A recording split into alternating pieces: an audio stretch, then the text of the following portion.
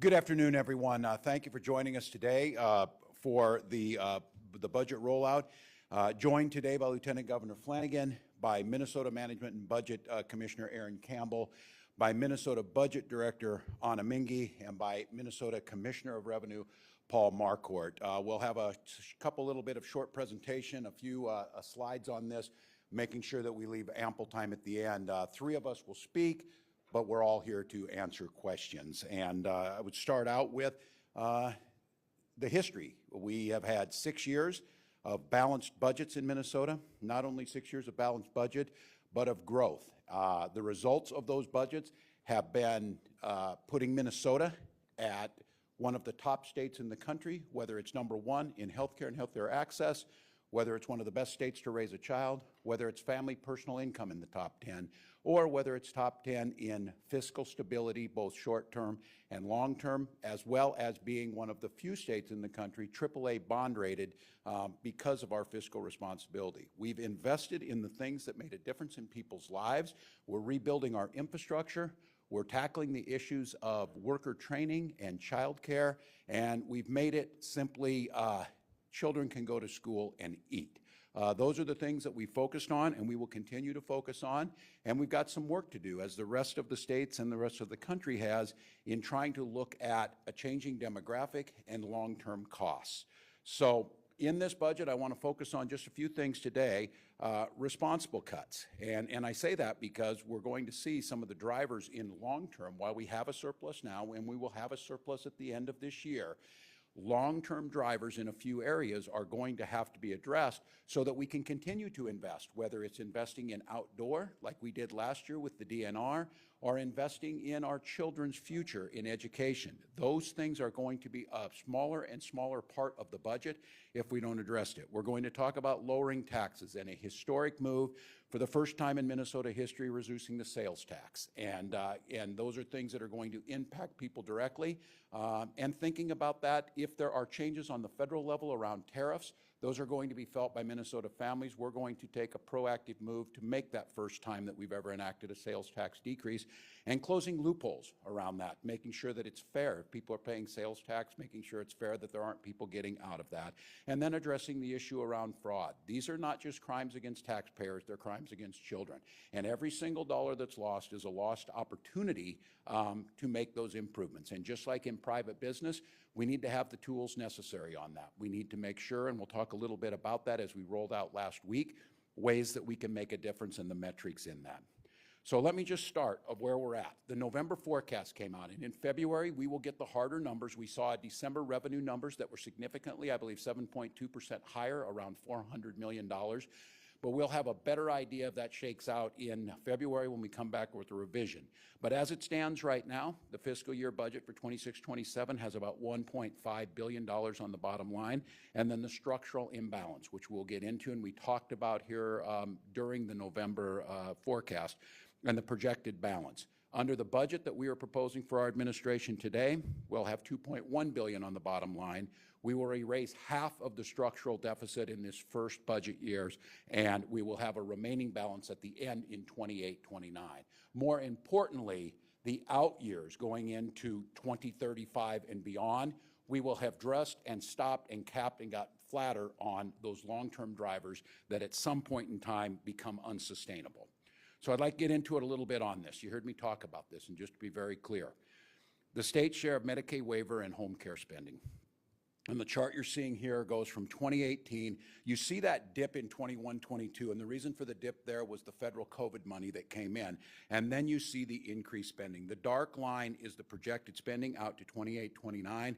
Our budget shows a flattened approach to this. And I want to be very clear. We're able to do this with a savings of about $1.3 billion during this without denying single access to a single person in Minnesota. This is the one area of the budget that does not have the guardrails around it, and it is basically on autopilot. And I want to illustrate this a little clearer for the critiques on this. Minnesota and this administration, we care deeply about making sure that every single Minnesotan gets the care, gets the services they need, get them delivered in a timely manner. We do this better on any metric that's out there than any other state. That is not going to change. The difference is what you can see on the next slide. This is a list of the 50 states. and the cost they spend on these same things. The median, as you look at, is about $25,000. Minnesota's at $53,000. And if you go back to the chart we just looked at, that will exponentially increase if we don't make the move around this. The next nearest state is about $40,000. Wisconsin falls about around New Hampshire in the middle. Now look, we are not changing. Minnesota is a generous state. Minnesota is a state that cares deeply that every single individual should live the fullest quality of life they can. We will continue to be able to do that, but there are things that we can do in this, and you will hear from Commissioner Campbell and Budget Director Mingy about what that looks like in more specifics. But this alone is the biggest driver. If we go back and do not make the move on this budget, by the end of the 2029 fiscal year, this will be an entire eighth of the entire budget of all of Minnesota, projected to go up from there. So by about 2035 or whatever, half of the state budget. This one has to be addressed, and this budget does that. It does it responsibly, it does it morally, it does it ethically, and we get the outcomes that we need to get. Another area we see this in, and it's very specific on this to give you an idea of these drivers, special education transportation costs. I'm not talking about special ed. I'm not talking about the federal government's inability to provide what they promised on special ed. We will continue, and I, as a teacher and someone with my entire family in this, will continue to follow the law and implement exactly what we need to do.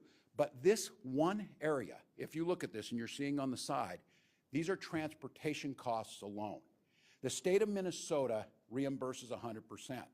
The proposal that we put forward here is reimbursing 95% and asking districts and local to be more efficient and figure out how do we reduce that.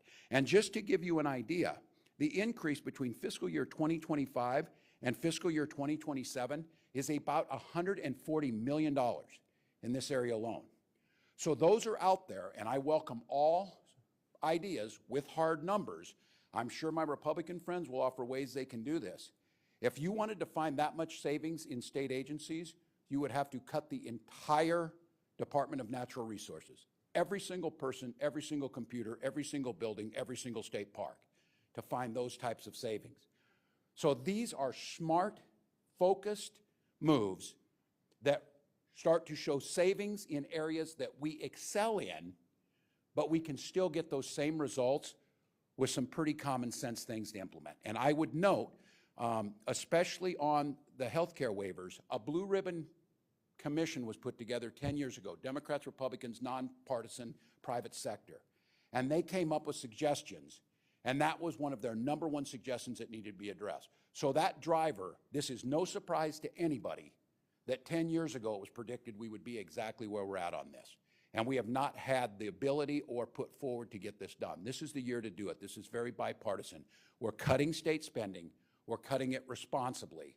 We're making a difference in long-term fiscal stability without making Minnesotans sacrifice the quality that they're already getting. Now, sales tax and tax loopholes on this. We're proposing, let's see if we can get it up here. Let me come back in this one. We're proposing a 0.075 reduction in the state sales tax across the board. And we're also asking that we close loopholes in the state sales tax. For example, if a tree falls in your yard and you hire someone to remove that tree, you pay sales tax on that. If you call your stockbroker and make a deal, you do not pay sales tax on that. And so what this does is the vast majority of people and the vast majority of where they pay sales tax see this reduction, and making sure there's a fairness to this. Why do we have sales tax on funeral escorts and we don't have them on speaking to a lawyer? Those are things that there's not a fairness to the system. If you implement this, you will see the vast majority, and Commissioner Marquardt can talk a little bit about this, studies that have been done over a significant period of time, that the average family will see the reduction in this. Now, the reason that we're bringing this up and addressing it is we're listening to the experts on this. If some of you recall, in November, Dr. Becker, the state economist, made note of this. This is not just Minnesota. This chart is what you're showing is consumer spending, which is the biggest impact on the economy. And traditionally, consumer spending has been fairly consistent, but goods and services, people buying things, outpaced buying hard things on the goods. The services piece was lower. What you're seeing in this is a change, whereby this year, you're already starting to see services significantly outpace goods. And what that does is the sales tax is one of the most consistent and dependable pieces to state budgeting because it's the most consistent. That is changing now because of a changing in spending behaviors. So what the change to the sales tax does is brings more consistency and more predictability around that, and it brings fairness back into who is paying the sales tax so that it's not, once again, lower and working class people pay sales tax on everything they buy. Again, why would you pay sales tax on your tires when you wouldn't pay it on adjusting your trust fund or whatever it may be? Those are just a fairness to how it's done. So we think these are two areas that can make a significant difference, and it makes an impact on Minnesotans to see a sales tax decrease. And again, I would say this very well, I would assume that the promise will be kept, that if tariffs are put on, those will be impacted on sales tax because of the cost of things will go up. Anti-fraud package, we've talked about this. Making sure, again, every Minnesotan should have an expectation, just like every business has an expectation, that if people are trying to steal from you, and whether it's shoplifting to the tune of $125 billion that we see, some of the largest corporations centered in Minnesota experience this too, we need to tackle it. And that better detection means using the tools that are out there. We know that we can do this through AI. We know that there's things that we can make a difference on. Tighter controls.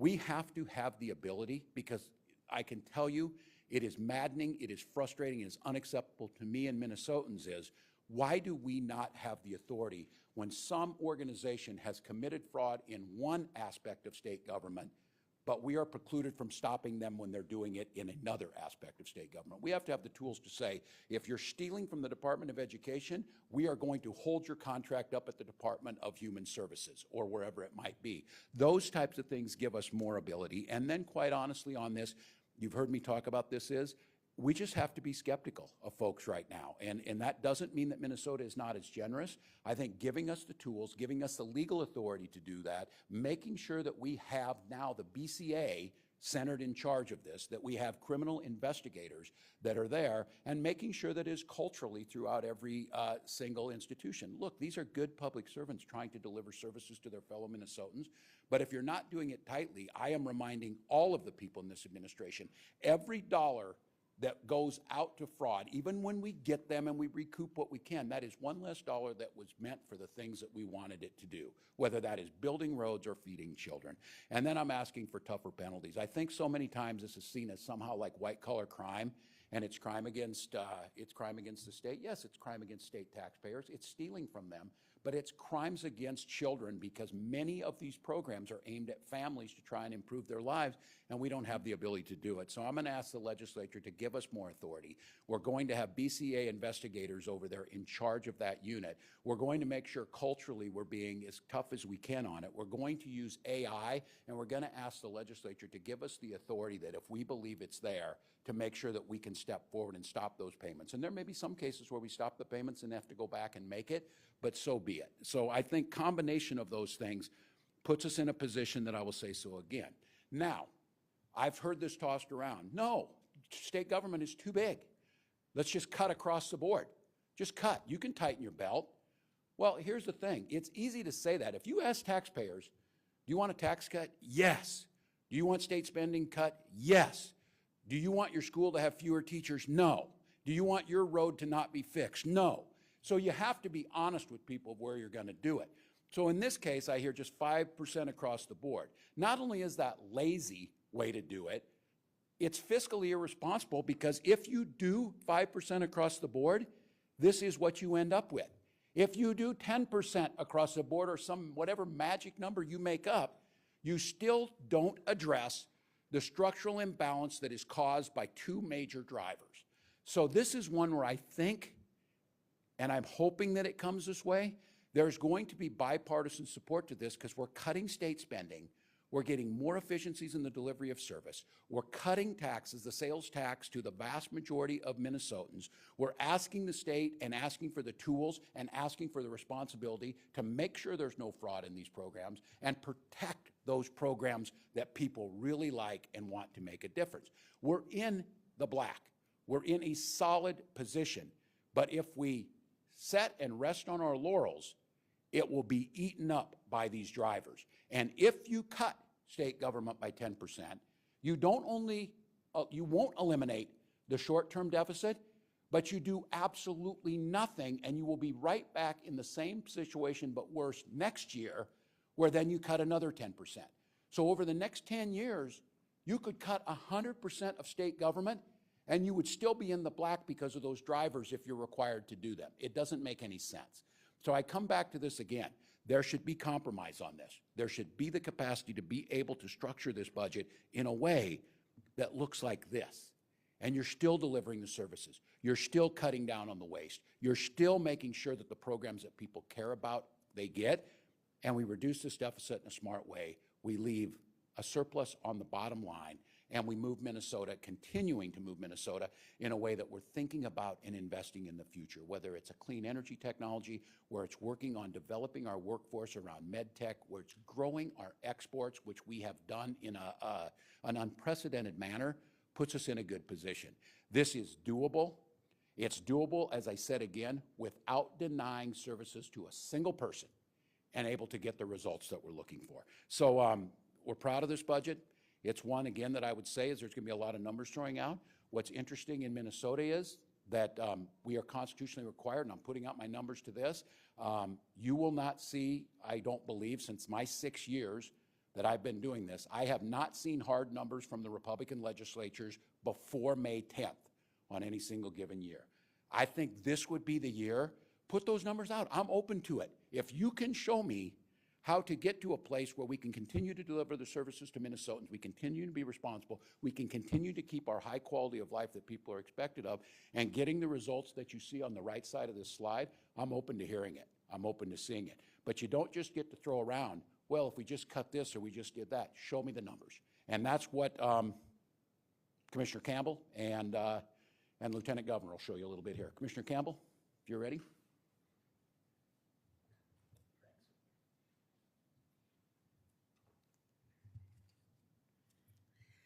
Good afternoon. My name is Erin Campbell. I'm the Commissioner at Minnesota Management and Budget. Today, Governor Walz has presented a smart, responsible budget that addresses fiscal challenges identified in the November forecast while preserving services for Minnesotans. It raises a projected balance in this biennium to $2.116 billion. That's an increase of more than $570 million, and it creates a projected positive balance of $355 million in the next biennium, in fiscal years 28-29. This budget also takes aim at the structural imbalance impacting our bottom line. In the November forecast, the structural imbalance was $3.5 billion before inflation, and the governor's budget reduces that by 50% to less than $1.8 billion. It also addresses the fastest growing programs, bringing spending growth in those areas to more sustainable levels. The budget slows growth of disability waivers and health and human services spending more broadly while maintaining Minnesotans' access to services. Reductions to waivers total $1.3 billion over the next 4 years.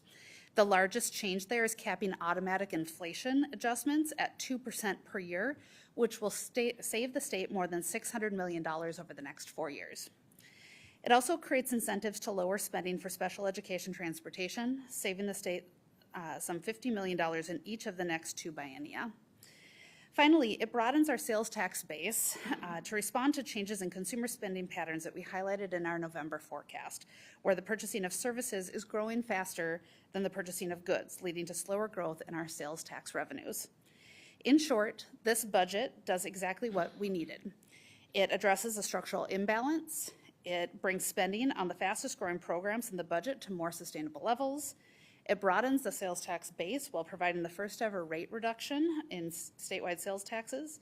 And it increases a projected positive balance not only in the 26-27 biennium, but also in the planning years and beyond. I want to thank Governor Walz for his leadership and hard work in putting together a budget that works for Minnesotans. That I'll turn it to the Lieutenant Governor.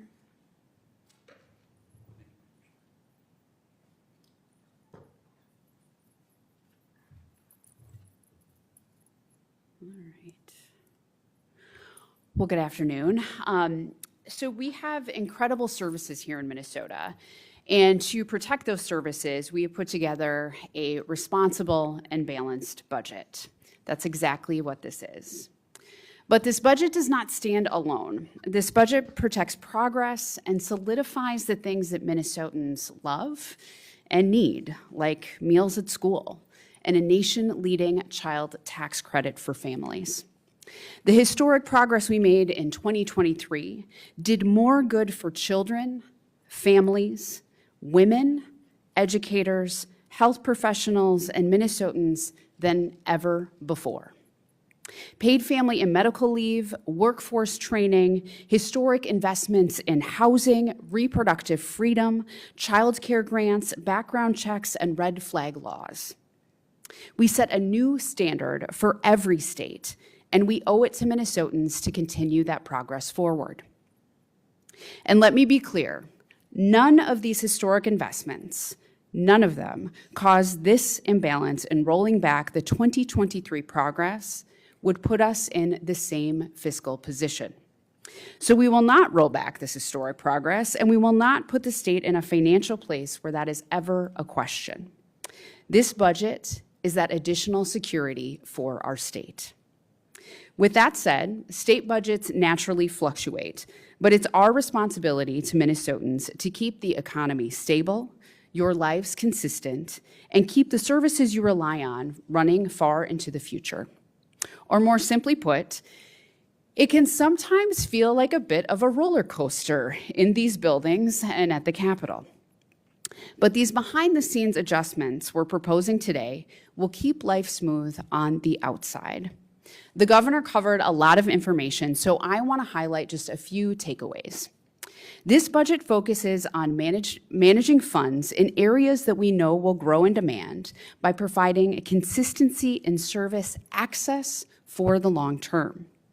We are also holding giant corporations, like insurance companies seeing historic profits right now, more responsible for their share in supporting Minnesotans' health and wellness instead of just their bottom line. And then we will have spending areas that I am also excited about, and I think Minnesotans should be too. We are continuing to invest in sustainable aviation fuel, or more affectionately known as SAF.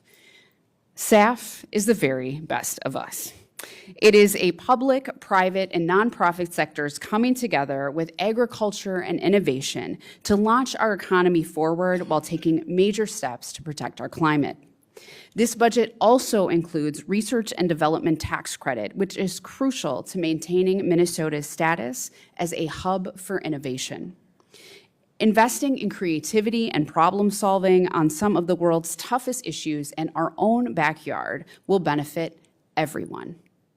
Because as Minnesotans, that's simply what we do. And the point of all these pieces together, they make up a real plan, not just political talking points. This budget protects our progress, stabilizes areas of government that have jumped in demand, and ensures shared responsibility in helping Minnesotans. In all of that, we still have $355 million in the bank. There is no other equation or rational argument that leaves us with that much economic longevity and success. This is a complicated budget with lots of numbers and what-ifs, but this is also what a responsible, well-thought-out plan looks like, a plan that will set up Minnesotans for long-term success and stability. Minnesotans, we have been there for you, and we will continue to be there for you. Thank you. And with that, the governor and I and this whole cast of characters will take some questions. Thanks, Lieutenant Governor. Yep, Give me just absolutely. 1 second. I'd just like to come back to, and again, because of anticipating some of the questions, we go. Just to be clear, the changes that we're talking about making still leaves Minnesota at the top. And an acknowledgement of this is coming out of putting statutorily the highest amount into our rainy day funds, restabilizing and paying off our entire debt to the unemployment insurance fund from the COVID pandemic, sending checks back to Minnesotans, and paying off the Vikings stadium and a few other things. So I just want to be very clear in this. The stability of state government is why the bonding agencies rate us as AAA, but I will note, they highlighted these areas of concern over long-term budgeting deficits. But I want to be clear, those who say and make the case and try and say, we don't care, and we're trying to balance the budget on the backs of this, nothing could be further from the truth. So I would remind you, this chart would look us shorter, but still at the top. With that, questions?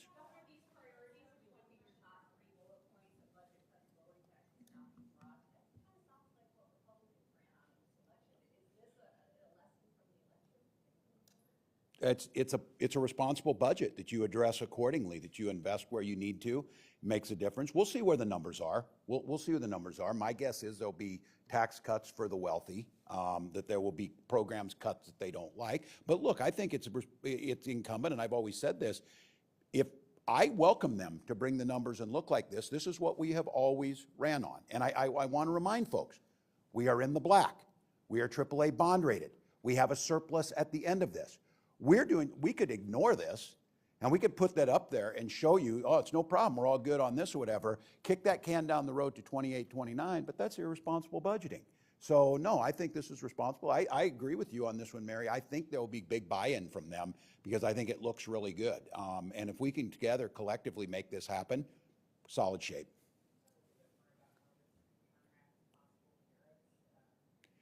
Yeah, well, tariffs will basically function as a national sales tax that will come on to you.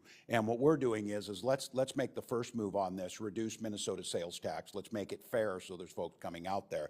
Because look, I assume they're going to keep their word. I assume when President-elect Trump made the promises on the campaign trail, he's got 3 days to fix the Ukraine war, which he said he would do before he went to office. So I assume then he will, after that, they will do the tariffs that they said. But quite honestly, those are every economist and every person in America knows. If they follow through with that, that's going to add costs. We want to be proactive on the front end of this and say we're cognizant of that. That's a choice that they get to make. That's a consequence of an election. Here in Minnesota, we're gonna reduce that down. And look, it works. It's able to do it. It balances the budget, and it saves people money on that sales tax piece. And I think bringing that fairness into that, it was Commissioner Marquardt who told me that. I did not know that they taxed funeral escorts in this, that is taxed. How that got decided at some point in time, but calling your stockbroker to, to buy Google stock or something, that doesn't make any sense to me. So I think that works fine.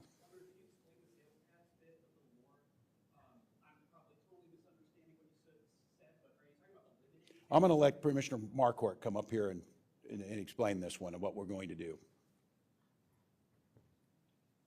If I may follow up on that, can you specify whether the sales tax will be extended to all professional services or just specific ones? Yeah, so Paul Marquardt, Commissioner, Department of Revenue, and Governor Walz very well articulated the policy need and the fairness need for making these long overdue improvements to the sales tax code. And so what it does is it cuts the rate from 6.875% to 6.8% and increases and expands the base to more services. Now, those services are legal, banking, brokerage, and accounting. But there are certain carve-outs from that. For example, if you're claiming the child tax credit or the working family credit, that is still tax exempt. If you're going to legal aid, that's still tax exempt. If you have pension services dealing with defined contributions and so forth, those are still tax exempt, and also bank overdrafts and so forth. So certain things are pulled out of there. But as the governor talks about, this is really about fairness. We already tax several services: laundry service, lawn care. If you, on a slippery day, go into the ditch, that service to tow you out of the ditch is taxed. If your building or home suffers flood damage or fire damage, that cleanup is taxed. So we already do all of these things. This is a real fairness issue. It's really creating more equity and fairness in the application of this law.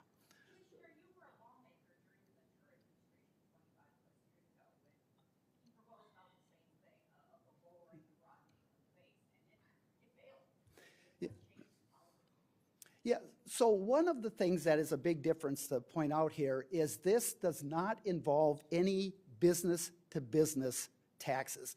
And when you look at services, that is a majority of your services that currently are not taxed are business to business. So if I own a landscaping business and I hire an accountant, that is not taxed right now. This is just the final consumer. And so both Governor Ventura and Governor Dayton had a huge amount in the business to business, which causes tax pyramiding and some other things that layers costs on. So this is making an incremental, needed, long overdue change in the tax code that not only creates this fairness that the governor's talking about, but also, as we know, sales tax is a more stable tax. So it's going to make a stronger revenue tax code in the long term to help fund important services. And it's right-sizing our tax code to a more increasing service-oriented economy. So as in 1967, when Minnesota first initiated the sales tax at 3%, and by the way, we were the second to the last state in the union to come up with a sales tax. At that time, 60% of the economy were goods, 40% services. That has basically flipped today, as that one chart said, as our state economist mentioned in the forecast. So, Commissioner, help us with the math. So like on a $100 purchase, what would a consumer be saving? that would be about 75 cents. So, and again, you look at a business who may do $1 million of purchase of lumber or something, that's $750. So it's about a $95 million cut. It's about 1.1% of your sales tax is what that will equate to for a person. And so, it's significant. As the governor has mentioned, this would be the first, if enacted, the first sales tax rate cut in the history of the state. Governor, any concern about what the elements of the surcharge HMOs will do to healthcare costs? Well, I'm always concerned about healthcare costs, and what we're saying is that surcharge, and then also on reinsurance, is that, and you've seen it, Americans are deeply concerned about the insurance companies denying claims, doing those things. We're asking for more efficiencies out of them. We're asking them to make sure that they're continuing to contain costs, and making sure, once again, I go on the reinsurance rate, we've been using that out of the general fund to the tune of hundreds of millions of dollars each year, where we're going to ask the insurance companies to do that. They have shown great profitability over this time, and I believe they can absorb it. Mayor Davis is already on social media saying that the sales tax on services seems to be a non-starter for them. They say no tax increase in this session, period. It's a tax decrease. Wiggle room for Republicans on that? Can we get that from the House? Well, I'm proposing a tax cut, and so we're asking for fairness in this. If they're protecting rich folks wanting to go to their broker, they can make that case to the people of Minnesota. I'm saying, why are you paying tax on your damn tree trimmer, and they're not paying it on going to their broker, or going to their lawyer, or going to their accountant? Most people don't do an account. They fill out their tax forms on their own. So we're going to have this debate. Again, I haven't said anything's a non-starter today. Doesn't seem to be negotiating in good faith. If they're just looking at this, they can look at the details. When did Republicans oppose a sales tax cut? That's what I don't get. To protect a very small carve-out that has been there. I don't know. I talked to Commissioner Marquardt, I guess the banking lobby was stronger than the funeral escort lobby when they cut this out. Why should they not be treated the same?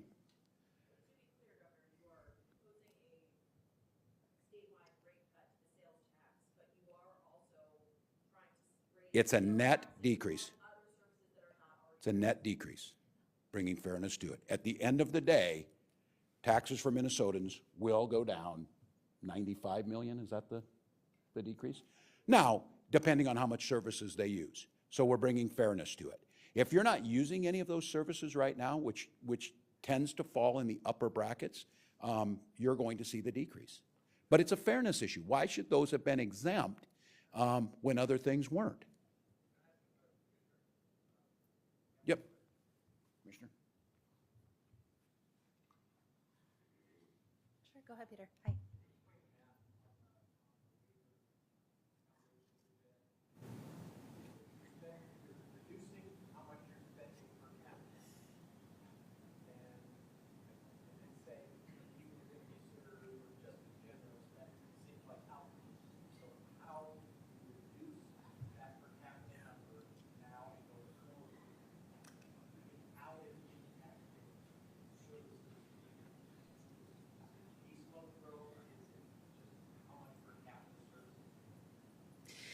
Yeah, so I'll let our budget director speak to the specific numbers. However, what I would say is, like, for instance, the biggest portion of this is related to reducing the inflationary growth to 2%.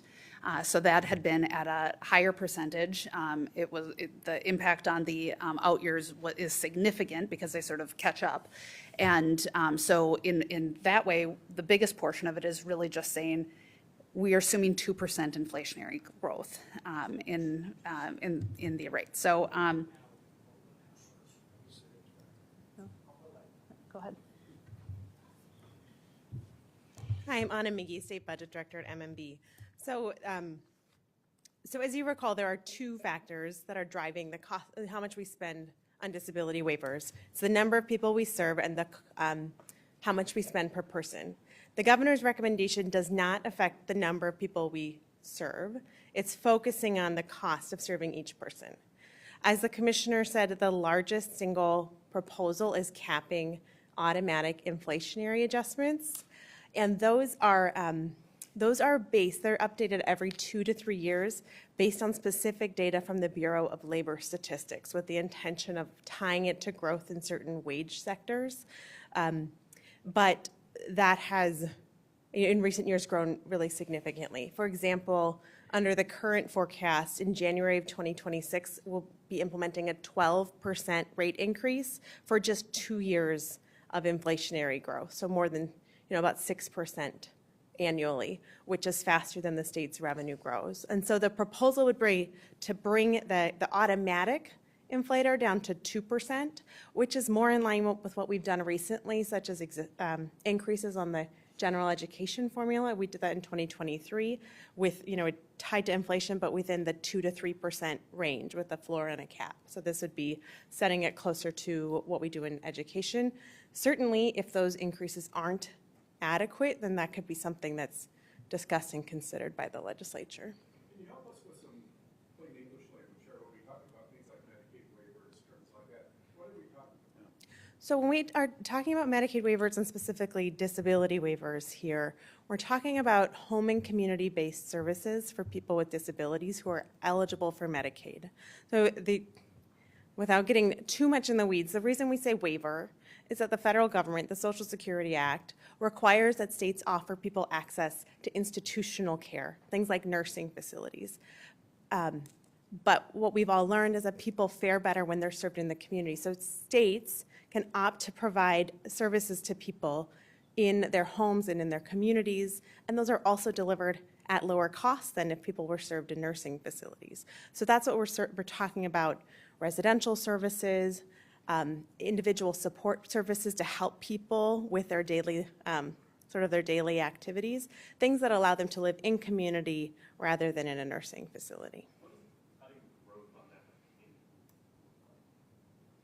So this results in lower rates paid to providers in the sector. And those are, the way that providers across Medicaid manage their costs sort of varies between, things like it could be wages, it could be other operating costs. So it really sort of depends. But to that point, your governor can speak to, you're cutting those services then to those two main drivers, potentially school districts and transportation, seniors in nursing homes. How are you preserving services? Yeah, I want to level set on this too, back to that one slide. 38 states have waiting lists. That means people can't even get services. We are not one of them. Obviously, we're the most generous on this. What it is right now, because this is on autopilot, there's no incentive to negotiate.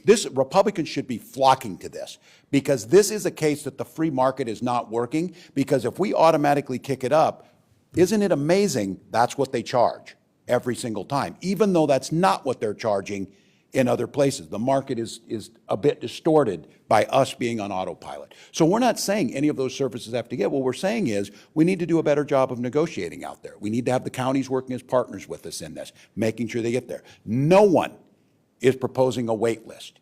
No one is proposing. We are staying in that top tier of states that you don't have to wait for the services. But once again, I will go back to this, and I think it gets brought up. If we were on that chart, if we were in the middle, I'm going to go to this. Even if we were in the middle and we were proposing this, I think there's an argument to be made, or you're getting it. Now, I'm not going to make the case that New Hampshire doesn't care about their people. I assume they do, or Mississippi at the end, how they're doing that. The fact is, this distortion, and this is, am I right on this, Anna? This is 2022? It has grown up exponentially since then, so this is probably closer to 60.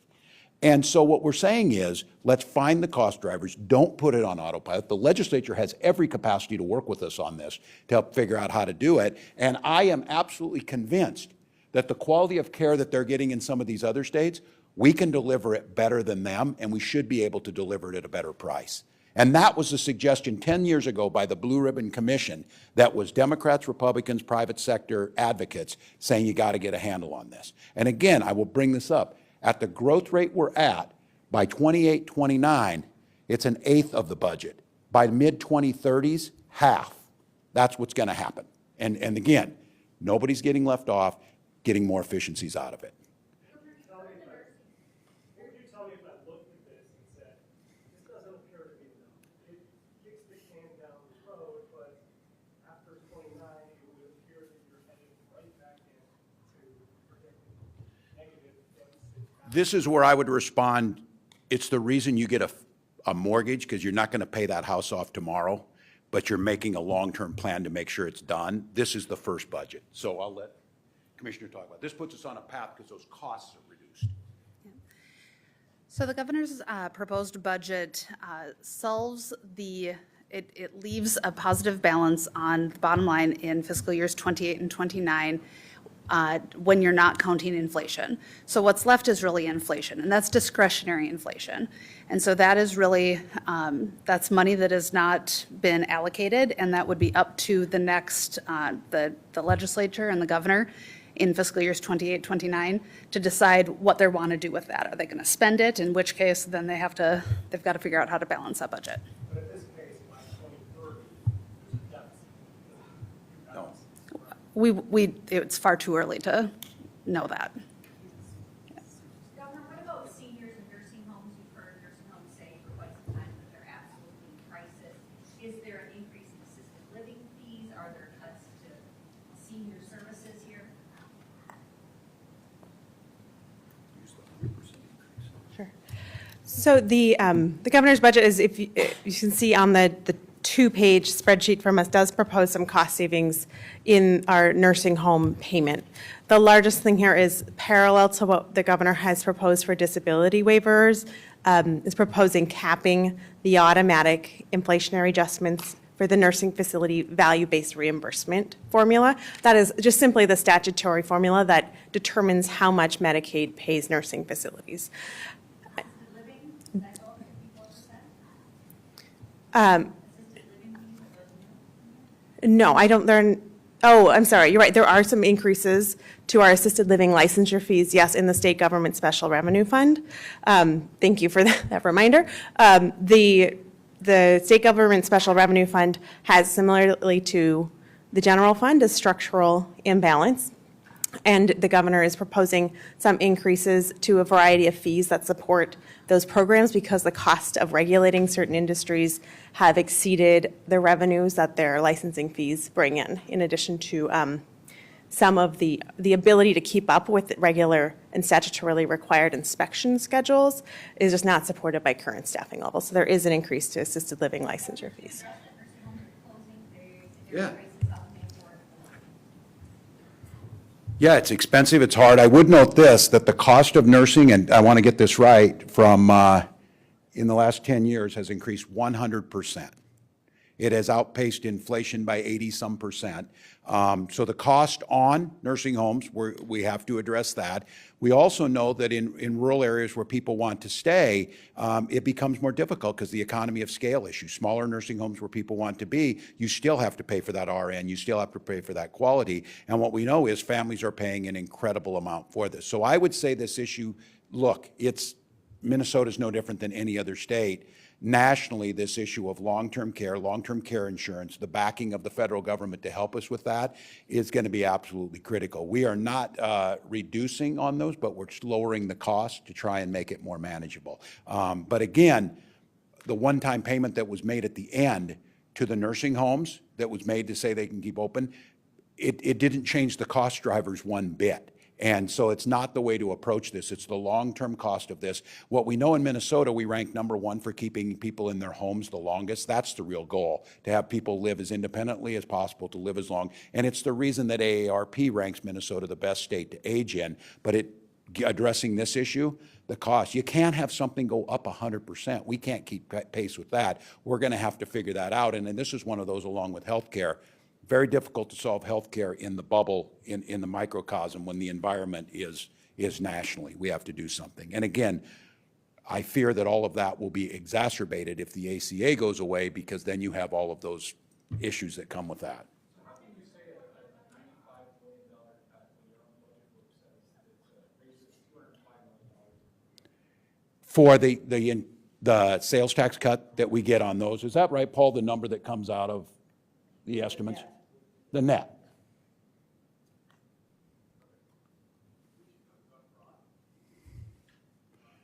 Pardon me? Absolutely.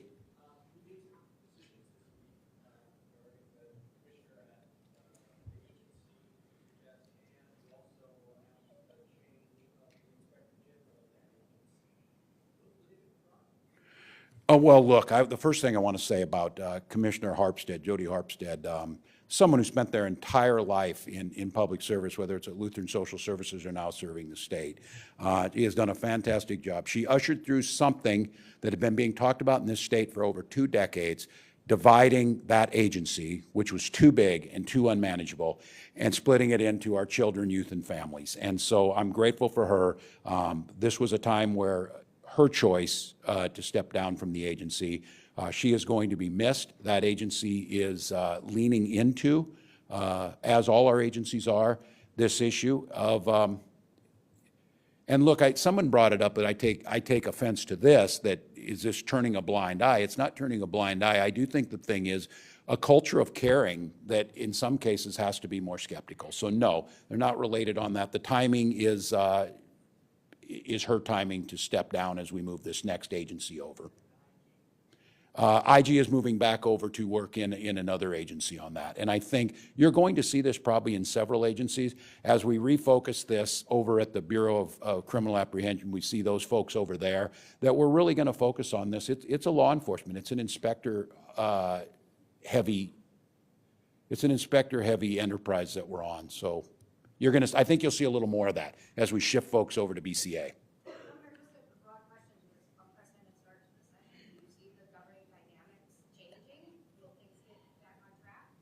They'll get back on track. The voters voted. You got a one vote majority, and I appreciate the senators worked this out. They'll work together. The voters split the House, 67-67. We'll work together on that, and I would encourage them to get back to work on that. That's what will happen. So.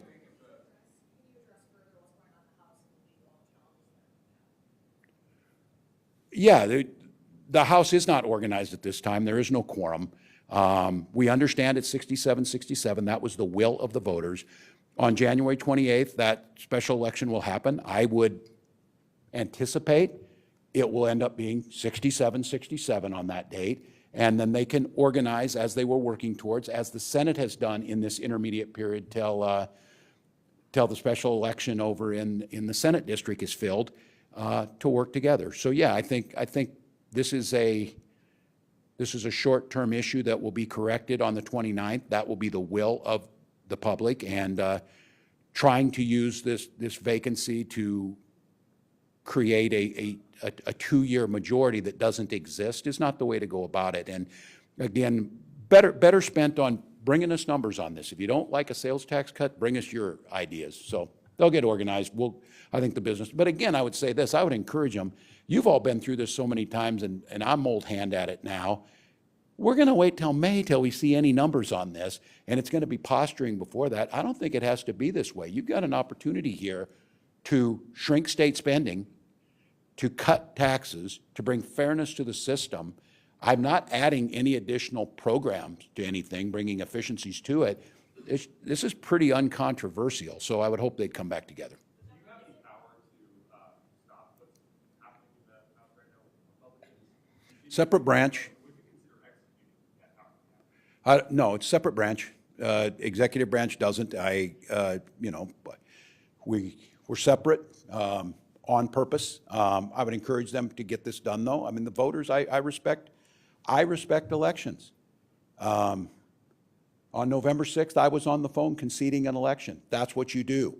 And it's 67-67. It's not temporarily for 12 days and we're going to take power for 2 years. That's not how this works. It's silly. And so I would just say from a Minnesotan perspective is just work together on a power sharing agreement. That's the way it's going to end up. And I think that can work out really well. Actually, we did it, and I will give credit to the legislators who were there. Those of you who were here at that time, we got budgets done in 2019 with that split legislature. And they did a really nice job with it. I would argue good budgets.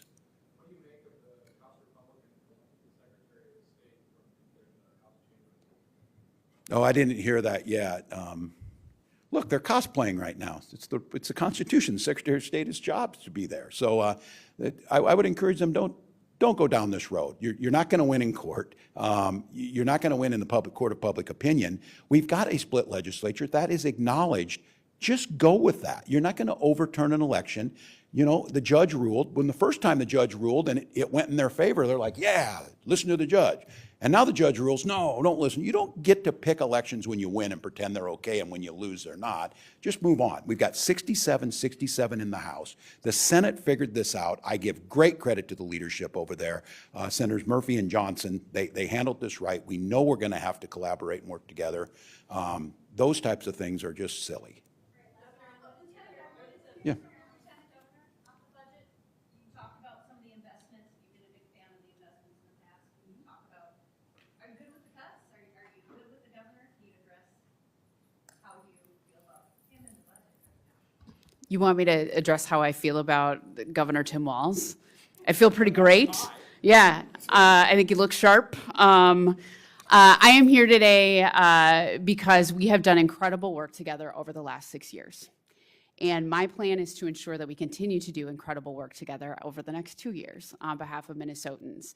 I think, you know, in this moment, what we're really talking about is automatic growth versus being very clear about what is happening in real time in these sectors. And I think that that's responsible, and that's what we're doing.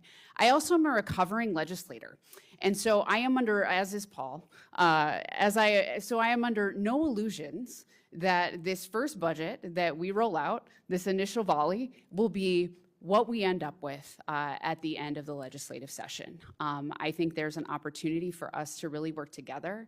I think that's what Minnesotans expect of us in this moment, is to work across lines of difference, to work across the aisle. And I fully expect that that is the spirit that the governor and I will be entering into as we go into this legislative session.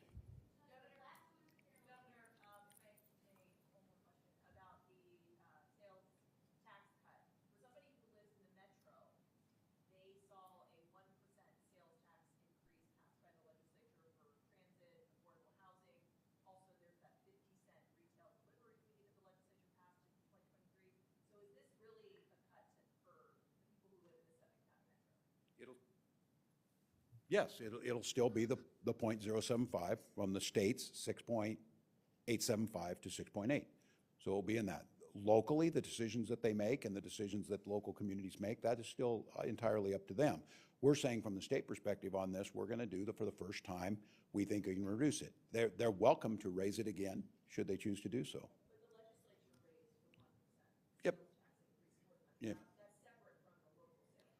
Yes, for the revenue to go to those very projects in those areas. So, well, thank you all. It's good to be back with you. I'm sure we'll have this all solved here by the end of the month, and we'll move on from there. So thank you. Thanks, everybody.